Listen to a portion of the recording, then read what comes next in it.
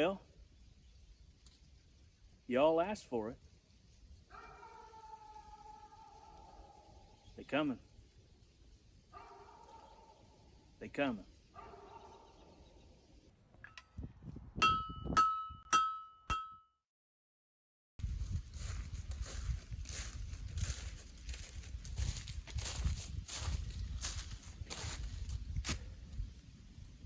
On my channel, there's a video with 1,095,000 views, and it's about this rifle, and YouTube won't monetize it because it's a rifle. Well, at 1,095,000 views, I reckon I got something to do, and that's make the old Iron Maiden fire. I started it 4 years ago for a shoot competition down in Tennessee, and it got shut down for a reason we all know about. But I think it's time. Y'all like it enough, I reckon I ought to just do it and finish it. So I'm going to do a series of videos tweaking on this a little bit. I got an issue with the fire control group. Something's a little tight, and they don't get good action. So I'm going to fix that. So I got some disassembly to do, and then up here on the ridge, I got a laid out range here about 100 yards, and I'm going to sight this in and then take it down to Pall Mall, Tennessee for the Sergeant Alvin York Memorial Shoot, and see how good she does and how good I do amongst the other competitors. So check down in the description below for the link to the video I just talked about, and like and subscribe my channel. Did I say that right? Like and subscribe to my channel if you're inclined to do so. And to my old buddies, it ain't going to cost you anything. Here it is, the Iron Maiden rifle, which everyone loves so much, but leaves so poor comments. That's horrible English. I just can't talk today. Anyway, the Iron Maiden rifle that I built 3 or 4 years ago and immediately put away because the world went to hell. In the meantime, I had published a video, and everybody liked it. It went gangbusters.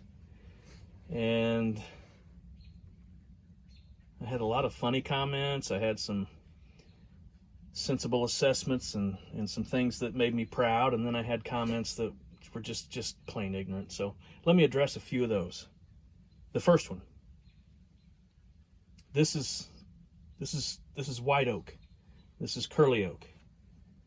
This is not paint. This is figure in the wood that's natural. And if you've watched the whole video, you'll see that. But you know, some guns that came before this, some what were they? Hawken rifles. They were made for the westward expansion, and they used various kinds of wood, and then they faked figure on it with paint. And I can assure you that's not the case with this. That's actually the curl in the wood, and you can see some medullary rays. I wish I could paint that good. I can paint pretty good, but not that good. So that's oak. And then the other comments were only a real historic rifle would be stocked in curly maple or tiger stripe maple. Well, that's a keyboard warrior that doesn't know what he's talking about. These guns, since before, long before this one, back in the, what? Let me stretch my history. 1400s? 1400s, I don't know. Whenever they started making rifles, I think that was around then. They've stocked them in every kind of wood. Now, granted, there's a house of these guns that were done specifically in curly maple, but they've been done in everything. They've been done in walnut, they've been done in cherry, they've been done in mahogany, they've been done in ash, maple, oak, everything. So that's what this is. I have people asking, you know, what style is it?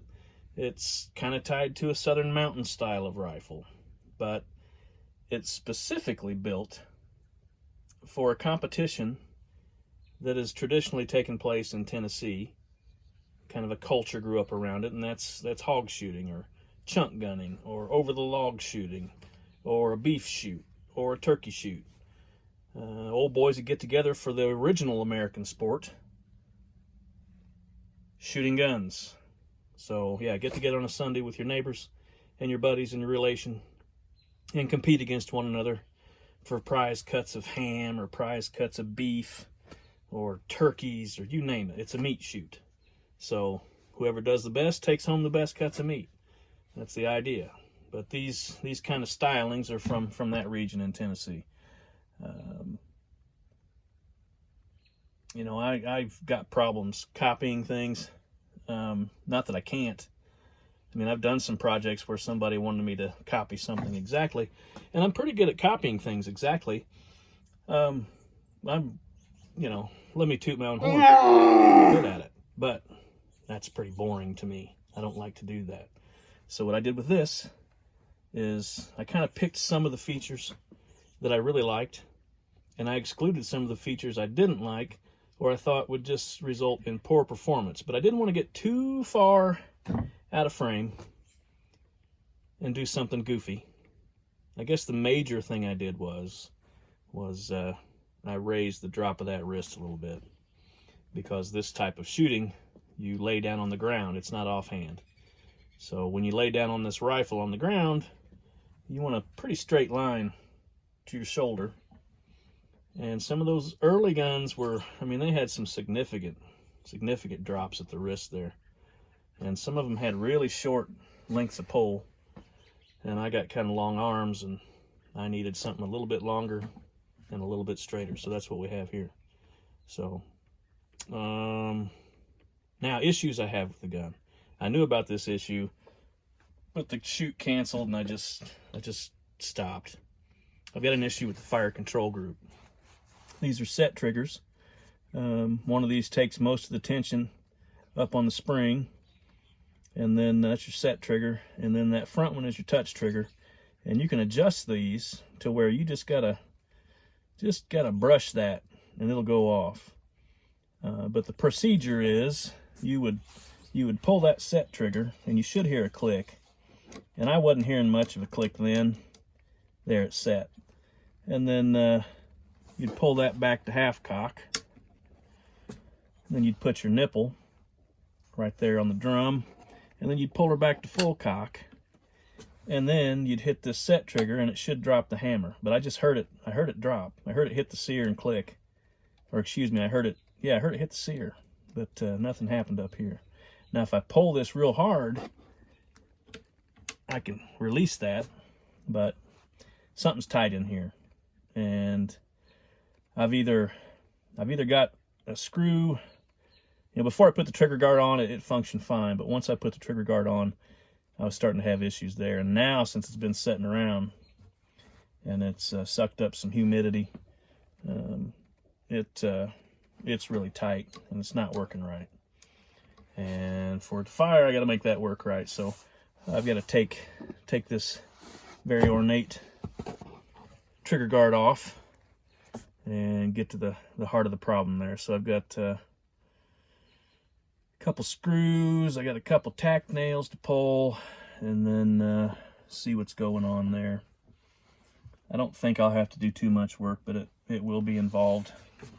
And it's never fun to do surgery on something that's complete. But that's what I got to do.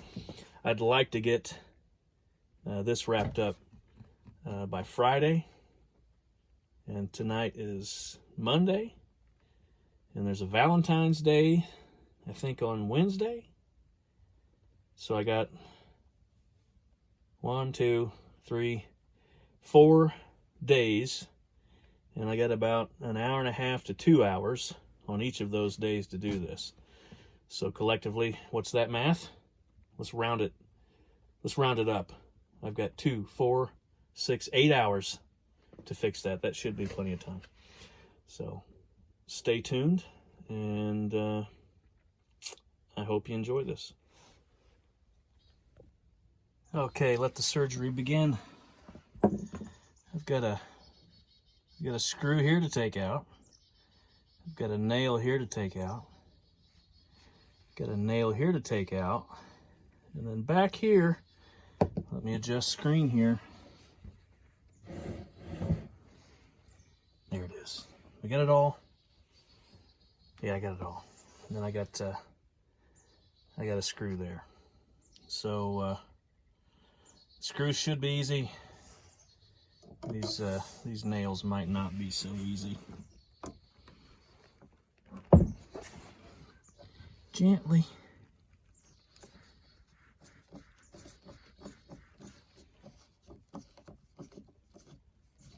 I used to not talk in my videos, but now I do.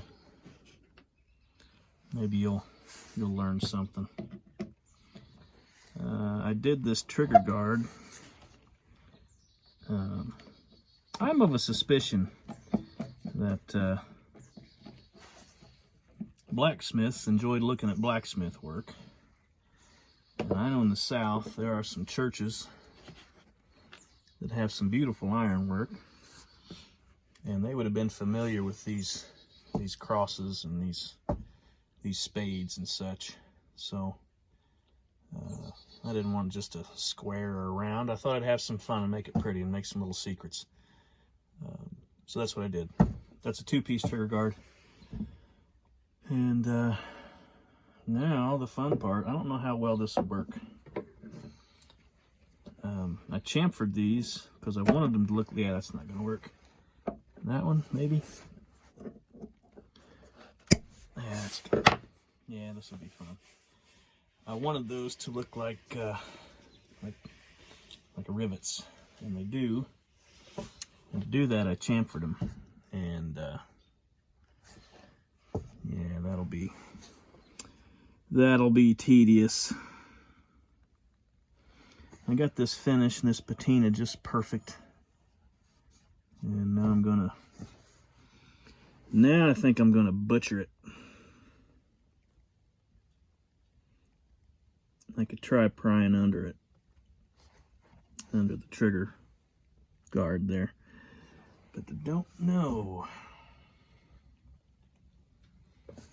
I'm trying to do this on camera so you can all enjoy the excitement, but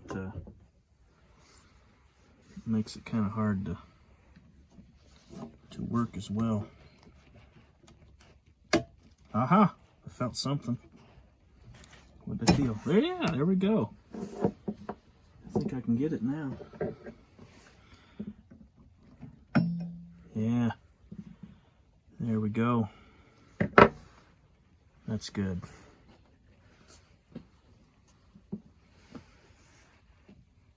And this one doesn't have steel under it. It's got I don't know. Willie? Canny? Oh, I feel it. There we go. That's good. Come on. There we go. Okay. Look at that. There's the trigger guard off. It's starting to look like an old gun. That's a two-piece. That's riveted together. If you can see that. That was fun to make. Now, what's up with this trigger? Like I said, there's the set trigger. It's not doing anything.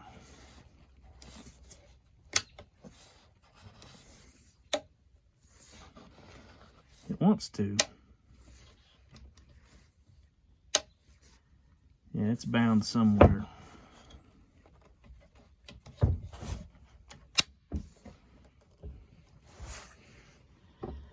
Okay. I'm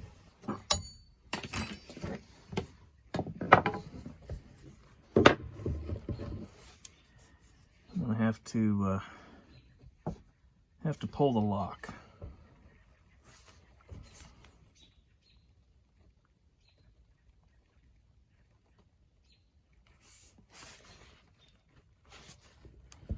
So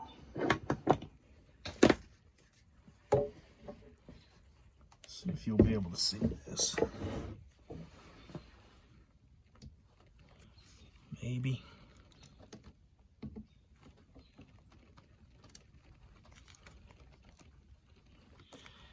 Sometimes things can just be a little too tight. Back that out a half turn. Ah, I heard a click. There we go, that sounds better. There's your set. Can you see that? There's your set. There's your trigger. There's your adjustment screw.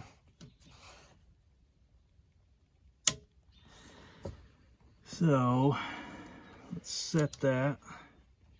Pull it to half cock. Pull it to full cock. Oh, something wrong there.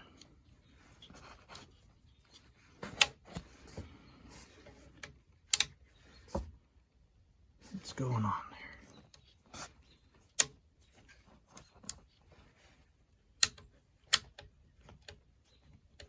Is that overriding? Something's going on that ain't right. Let me pull that whole tang screw. Maybe we can back it out a little more. Let's go another half. Give it a tap. Okay. That should have pushed this out a little bit.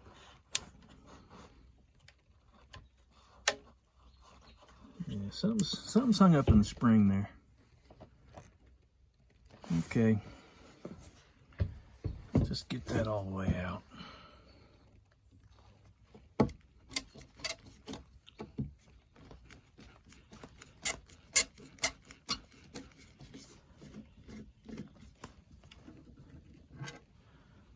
Okay.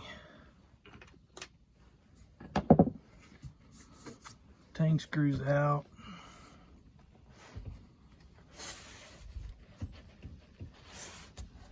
Feels like that's wedged in there.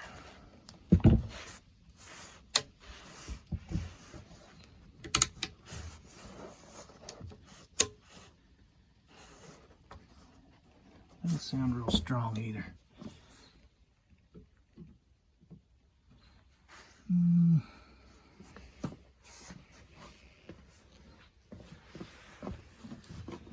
Maybe.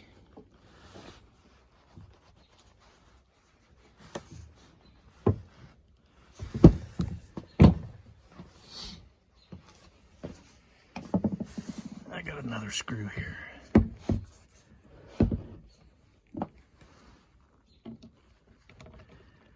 Been so long, I kind of forgot how it goes together.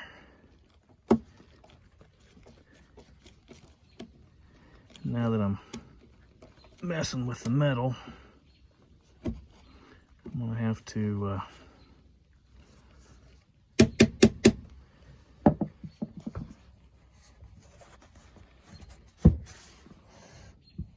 probably have to refinish all that metal. Well, that's feeling a little stronger.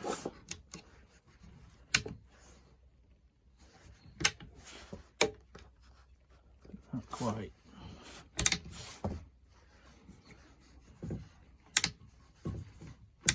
That's right.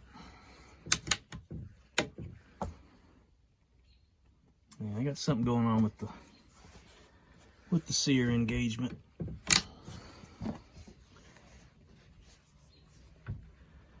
So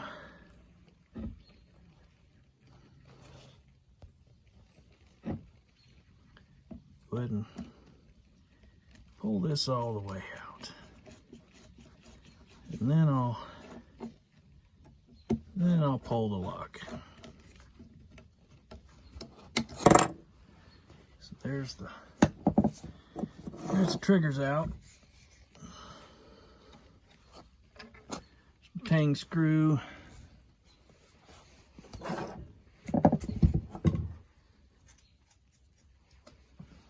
Got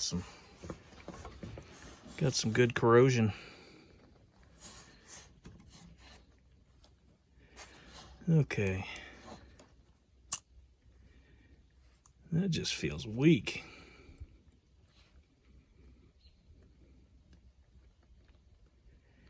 And I think I know what it is.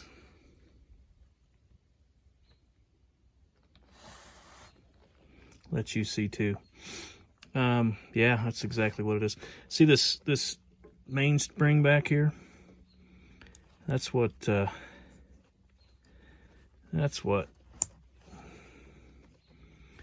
drives that up into the sear, and it ain't, brother, it ain't driving it. This trigger had it was a little bit straighter, and due to that wrist coming down, I had to bend that down a little bit. I think when I did, I changed the angle of that spring, and I've taken the force out of that. I shouldn't be able to really push that down that well. So I got options.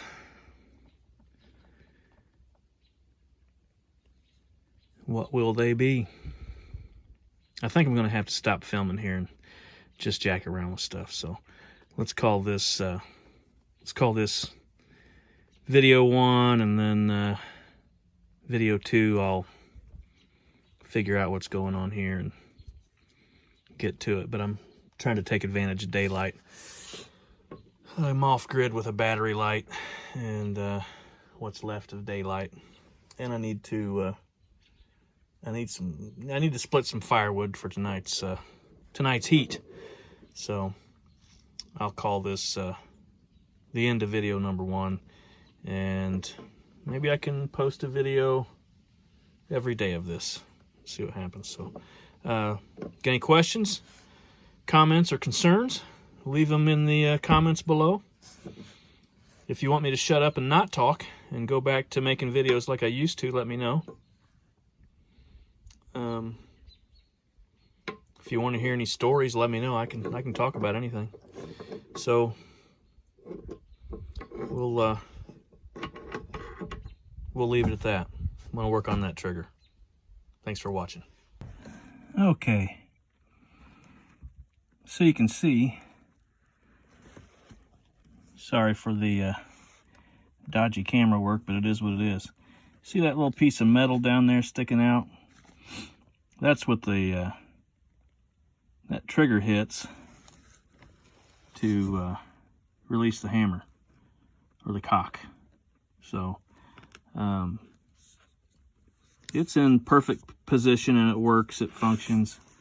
There's no resistance there. So I've taken the screws out of the lock, and I'm going to pop the lock out and then put the trigger in and see how the trigger's engaging the sear there. So I'll get back to you. Can you kind of see? Maybe not. There's a hole there in the back as I hold this with my teeth. See that?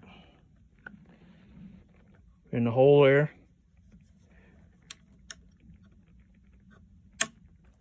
That's how that works.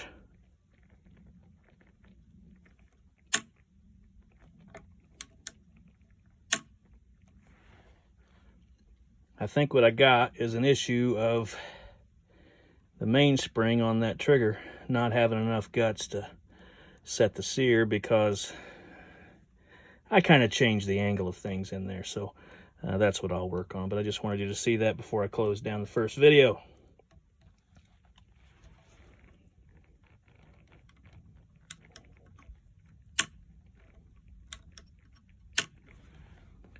It's too light. I'll see you tomorrow.